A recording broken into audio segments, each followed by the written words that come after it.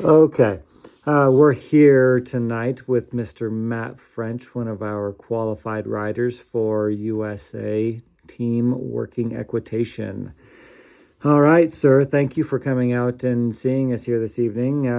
Would love to just start out with what got you into horses? Okay, so my dad would take us trail riding when we were kids. So that kind of is what got me started in it. So I have like pictures of very young age getting on horses. So it wasn't lessons and, some people's normal track. I want a pony, you get a pony. Right. It was trail rides, going with my father. And then as a teenager, I wanted to do the trail rides alone. And I was the only one in my friend group that was into it. So I joined the Navy when I was 19 years old. And I did 4 years in the Navy, horseback ride while I was in the Navy. Again, made my friends go with me. I got stationed in San Diego. Okay. Went riding on the beach in San Diego on my time off and stuff, and always had fun. Wasn't very good at it, but I did. When I got out of the military, I wanted to do something drastically different. So I said I wanted to go back to college and I wanted to get a job with horses. So I did those two things, but the the college thing didn't stick. The horses thing stuck. Okay. I got a job at a local trail riding place right by where I grew up in like a very rural part of New Jersey. So, we had cows as neighbors and cornfields in the backyard. We had two ski mountains in my little town. It got like famous for this water park that was in our town, and I was a lifeguard there. Anyway, horse riding place there, super fun. Started getting better at it. Got lots of confidence because I would ride all the time and we'd canter and like go out at night and do stupid things like kids do. So we went to medieval times in New Jersey for someone's birthday. I think I was 24 or something at the time. I'm like, I can do that.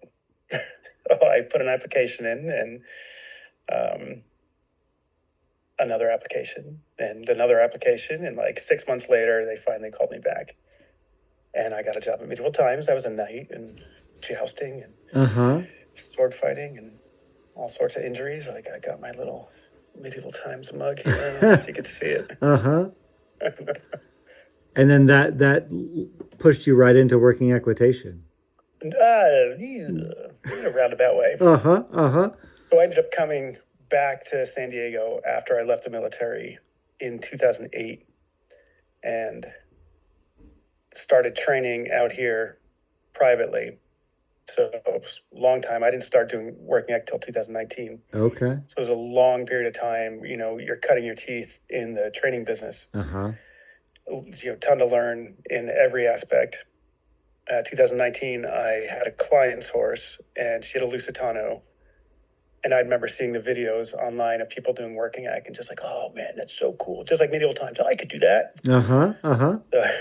So like it was mutually beneficial. My client wanted her horse to do something. I wanted to do something. So we just kind of made it work like that. Awesome. Yeah. And then obviously you took a Lusitano to do working equitation with now, right? And you're trying to qualify a Lusitano for the world team and doing all of this. No, not at all. Tell us about your partner, Navarro. My Mustang. So I got Navarro, my Mustang, in 2017. I recently did an interview and I said 16, 17. 2017, I got it. Got him.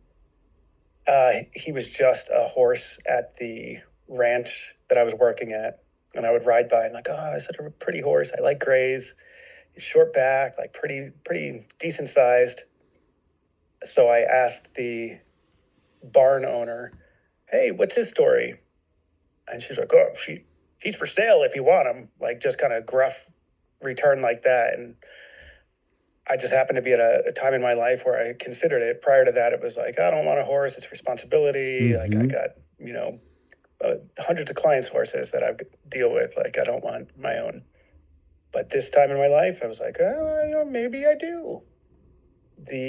Actually, I think about it. It's even the reason he has this name. My riding instructor at Medieval Times, his name was Javier Romero. We became buddies there. He didn't speak a friggin' lick of English, and I barely spoke any Spanish. Like, I probably speak Spanish better now. I can understand you and Maverick when you kind of, but at the time, I had no idea. We became buddies because I rode horses prior at the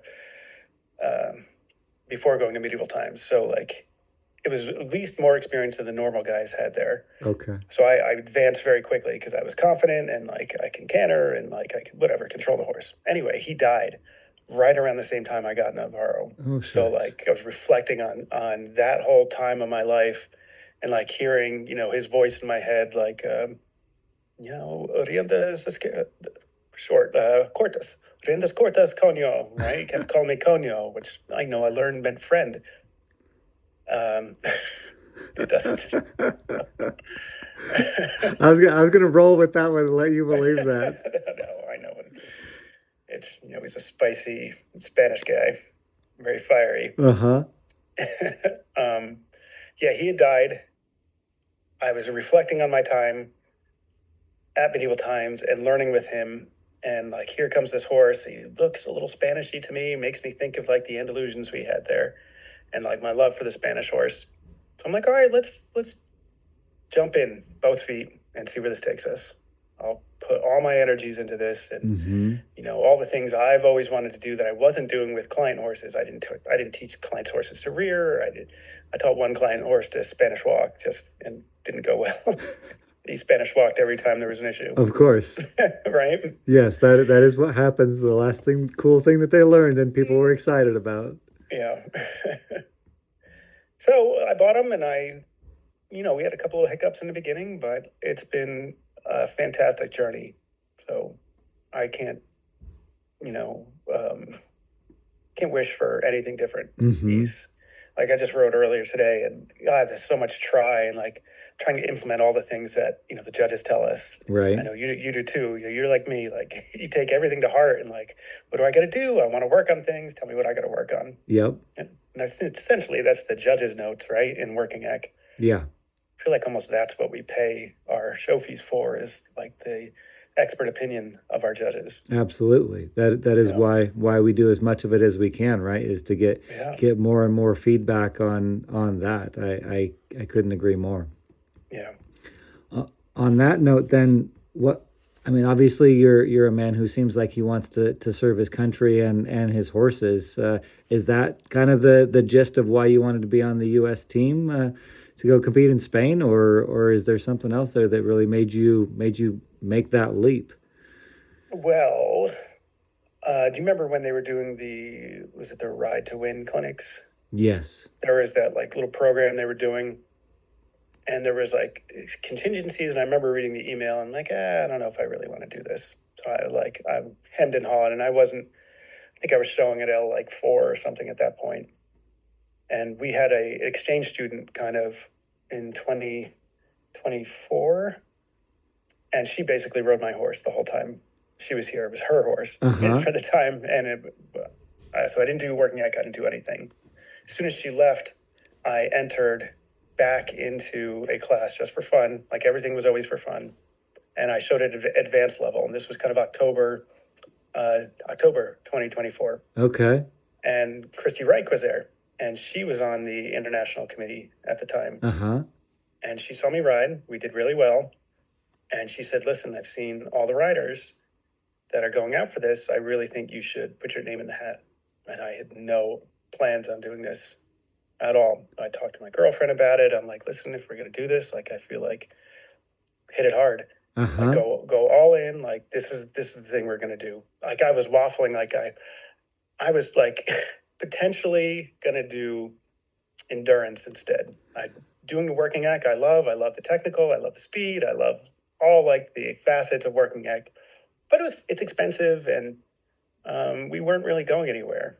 Like, I wanted to go to master's level. Like, that was kind of my goal with my horse, like show at master's level. And then at that, like, I don't know what we'll do after that. So like, endurance was potentially the direction I was going after this one show I did in Temecula at the same place we did the championship. Christy Reich says, hey, why don't you throw your name in the hat?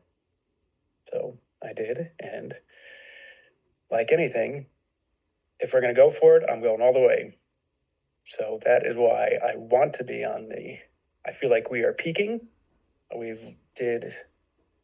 made a ton of improvement in 2025. Like I have videos of a lot of our shows, and we were like proficient in the beginning, but not good. And I feel like we got better and better. Our movements got better, and the harder things got easier. So I think at the end, and even like the beginning of this year, I think we've made drastic improvements, and I'm really kind of excited where we potentially, if we get chosen, what September will look like. Right. Right. Yeah. That's awesome. I love that. What about you? Why, Why the why, team?